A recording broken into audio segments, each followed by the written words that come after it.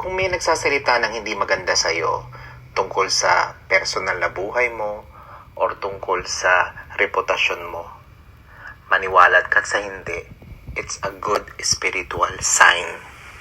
Dahil ang ginagawa nito ay nagki-cleanse ng negativity sa iyo. In fact, ang ibig sabihin po nito ay nagbubuo ka ng bagong sisidlan sa mga miracles sa buhay mo. Dahil kapag merong tao na nagsasalita ng hindi maganda sa iyo, at as long as natatanggap mo na walang sama ng loob at kapayapaan sa iyong sarili, ang susunod na mangyayari ay itatransfer nito yung negative na nararamdaman mo sa kanila at yun ang nagiging burden nila. Ganito lang kasimple.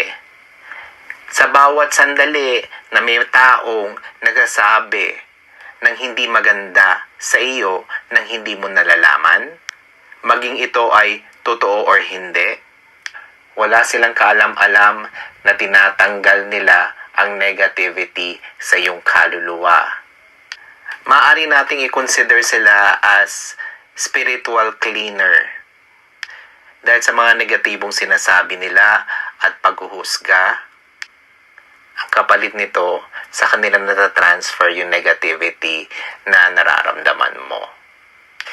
May mga tao kasi na pag napag-uusapan ka ng hindi maganda, feeling nila okay, feeling nila masaya sila.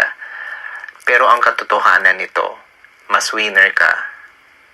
Dahil yung mga yan ang sumisipsip ng negativity na mayroon ka at sa kanila natatransfer.